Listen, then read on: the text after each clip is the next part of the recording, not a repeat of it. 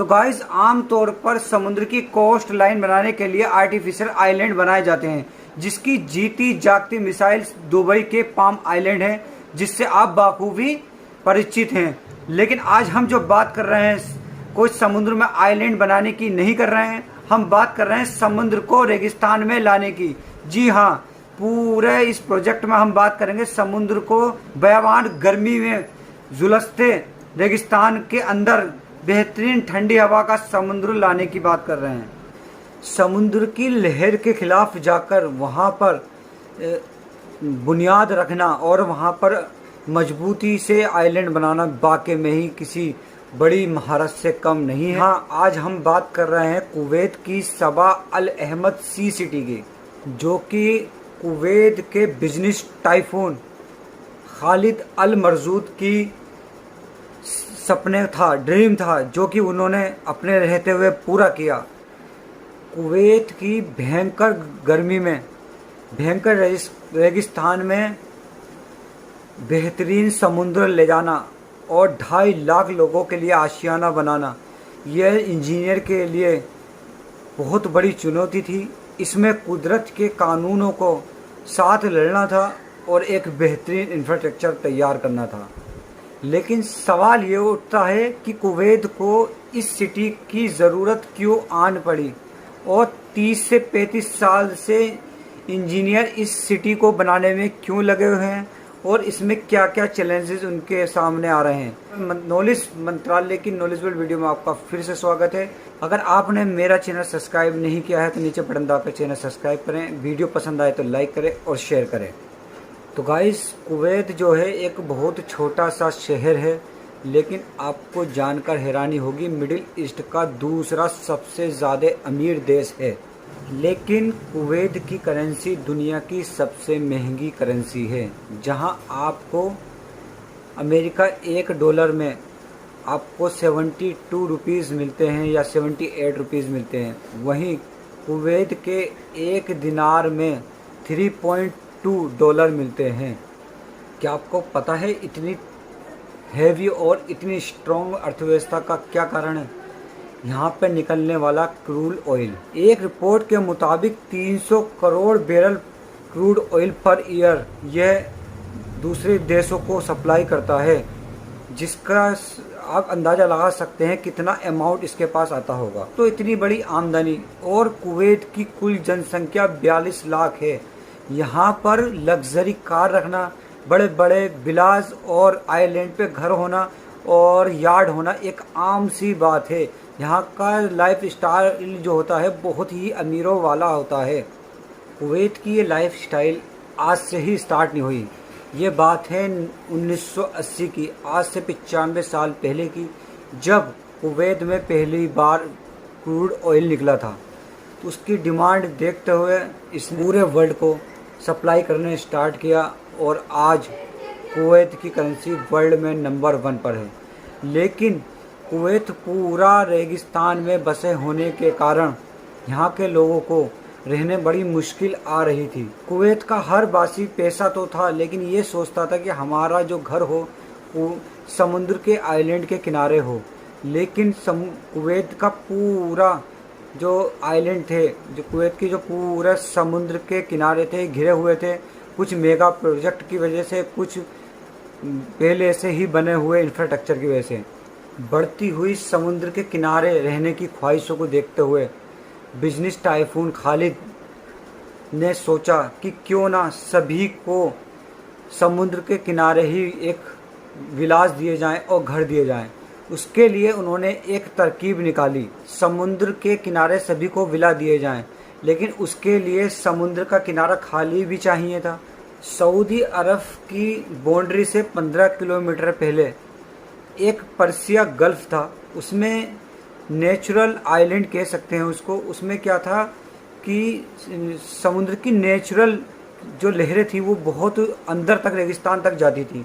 उसे देखकर वहाँ के बिजनेस टाइफून को आइडिया आया क्यों ना समुद्र को ही रेगिस्तान में मोड़ दिया जाए। और इस आइडिया से उन्होंने सोचा कि एक ह्यूमन मेड समुद्र बनाया जाए, जिसमें सारा समुद्र का पानी रेगिस्तान में मोड़ दिया जाए, उसके चारों कोने पर आइलैंड बना दिए जाएं। उसके लिए उन्होंने काम स्टार्ट कर दिया। अब ये ख्वाब तो देख लिया था, लेकिन इसको सच करने में इंजीनियरों के पसीने छूटने वाले थे, क्योंकि ये जो नेचुरल क्रैक लाइन होती हैं, यह कुदरती तौर पर काम करती हैं, लेकिन अगर इनको छेड़छाड़ की जाए तो ये अपनी नॉर्मल हालत में चली जाती हैं।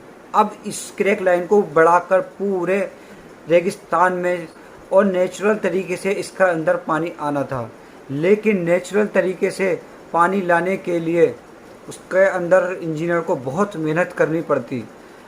अब मनचाहा सेब भी चाहिए और नेचुरल प्रेशर से पानी भी चाहिए। इसके लिए आपको कुदरत के कानून से लड़ना पड़ेगा। इसीलिए यहाँ पर इतने चैलेंजेस आए कि इंजीनियर को गुमान भी नहीं था कि इतने चैलेंजेस आएंगे। शेख खालिद के बेटे अल मरजूक ने एक ब्रिटिश सिविल इंजीनियर से और एक बड़ी संस्था से कांटेक्ट किया और उन्होंने इसका डिज़ाइन बनाने स्टार्ट कर दिया। इस कंपनी ने दिन रात एक करके इस मेगा प्रोजेक्ट का डिज़ाइन तो बना लिया, लेकिन उसको शेप लाने में इंजीनियरों के होश उड़ने वाले थे। अब डिज़ाइन के अनुसार यहाँ पर 2 क्रीक बनाना स्टार्ट कर दी गई थी। उन क्रीक पर कितना पानी आएगा, कितना प्रेशर से पानी अंदर आएगा, उनको किस हिसाब से डिवाइड किया जाएगा उसका प्रेशर, ये सब बन के तैयार कर लिया गया था डिज़ाइन, और उसको ज़मीनी तौर पर उतारना स्टार्ट कर दिया गया था। अभी मामला प्लानिंग फेज़ में ही था कि कैसे प्लान बनाना है, कैसे आइलैंड को कंप्लीट करना है।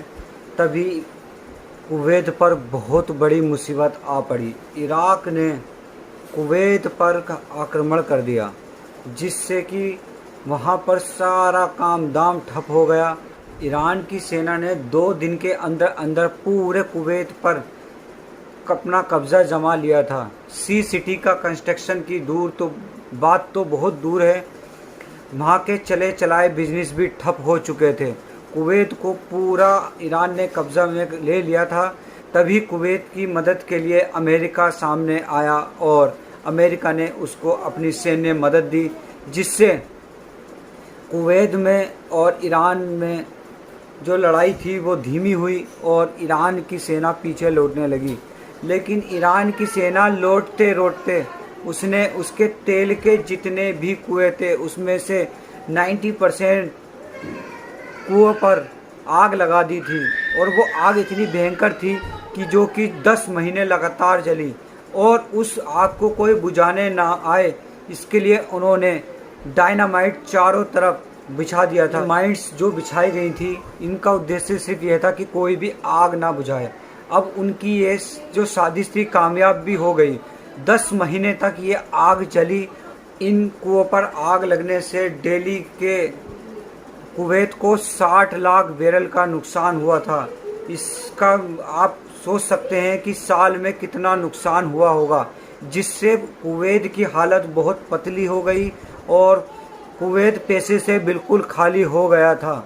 आज पूरी दुनिया में 15 दिन तक जितना ऑयल यूज़ किया जाता है, इतना ऑयल 10 महीने तक कुवैत का जल चुका था।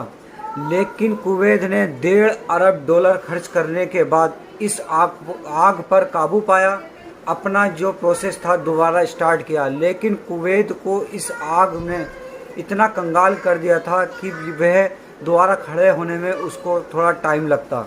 जब तक कुवैत अपने पैरों पर दोबारा खड़ा हुआ, तब तक दूसरी गल्फ़ कंट्री बहुत ज़्यादा डेवलप हो चुकी थी और सी सिटी से भी बड़े बड़े प्रोजेक्ट वहाँ पे कामयाब हो चुके थे। जिसका हम जिक्र कर रहे हैं वह है दुबई की पाम आइलैंड, और दुनिया की सबसे ऊंची बिल्डिंग और दुनिया का सबसे ऊंचा 5 स्टार होटल वहाँ बन चुका था, जिसके सामने कुवैत की सी सिटी की कोई भी वैल्यू नहीं रह गई थी। दुबई इंटरनेशनल इंस्ट्रक्शन सारे ले चुका था, लेकिन फिर भी कुवैत ने हिम्मत करी और 2004 में सी सिटी का फिर से निर्माण करना स्टार्ट कर दिया। अब इस सी सिटी का प्रोजेक्ट को 5 भागों में डिवाइड कर दिया गया था, 5 फेज़ों में डिवाइडेड कर दिया गया, और यह प्लान बनाया गया कि एक एक करके सभी फेज़ पूरा किए जाएंगे। पहले और दूसरे फेज़ में जो था वहाँ पे खुदाई करना और वहाँ की जो बारीक मिट्टी जिस पे कंस्ट्रक्शन तो दूर आदमी सही से चल भी नहीं सकते, उसको हटाना था।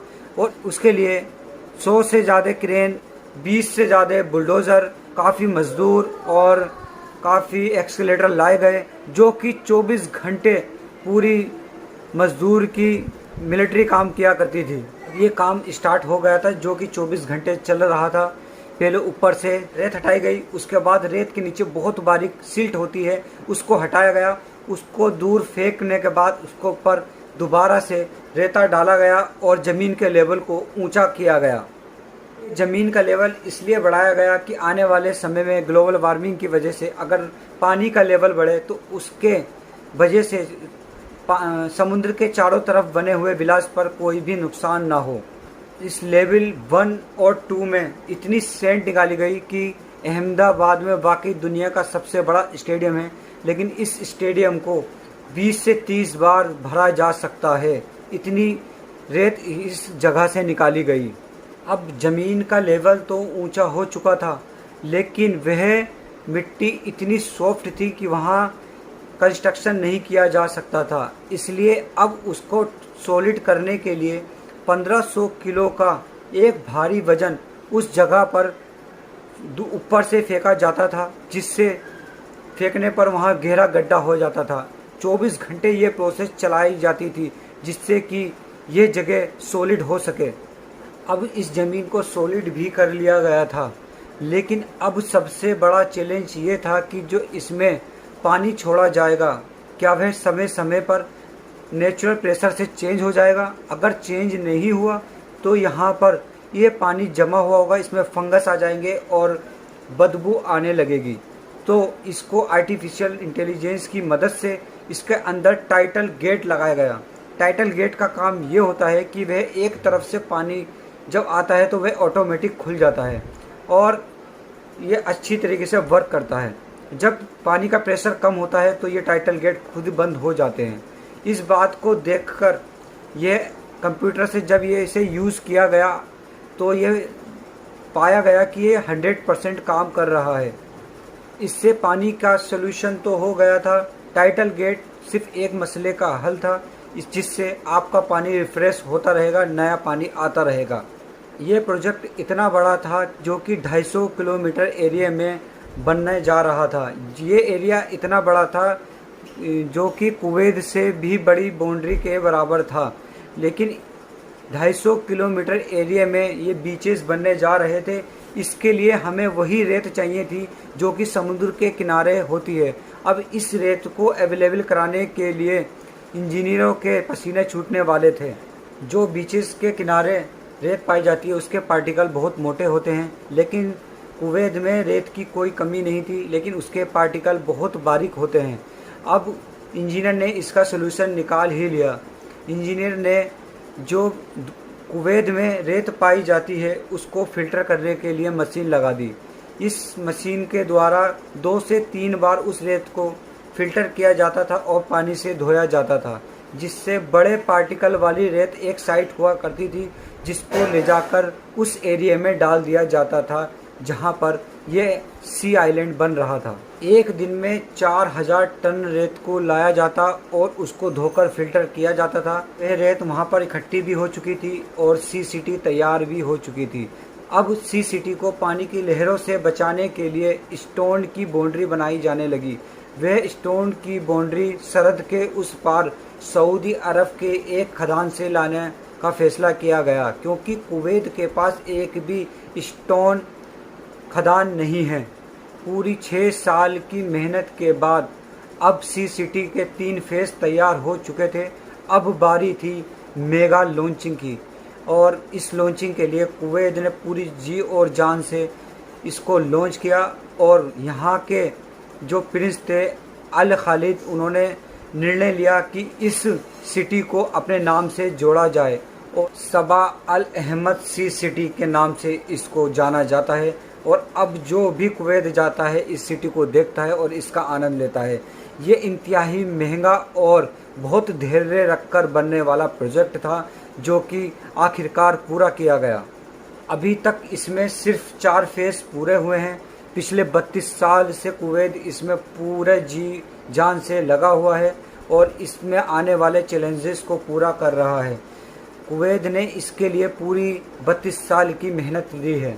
जितना चैलेंज इंजीनियरों को और यहाँ के मालिक को हुआ होगा, एक 10 से 12 मिनट की वीडियो में बताना बहुत ज़्यादा मुश्किल है। इसके रिलेटेड मैं और भी बड़ी वीडियो बनाऊंगा, तो नॉलेज मंत्रालय की ऐसी नॉलेजेबल वीडियो में ये आपका होस्ट जावेद अख्तर आपके साथ बना रहेगा और नेक्स्ट वीडियो में इससे भी बड़ी नॉलेजेबल वीडियो आपके लिए लेकर आएगा। अगर आपने मेरा चैनल सब्सक्राइब नहीं किया है तो बटन दबाएं और मेरा चैनल सब्सक्राइब करें।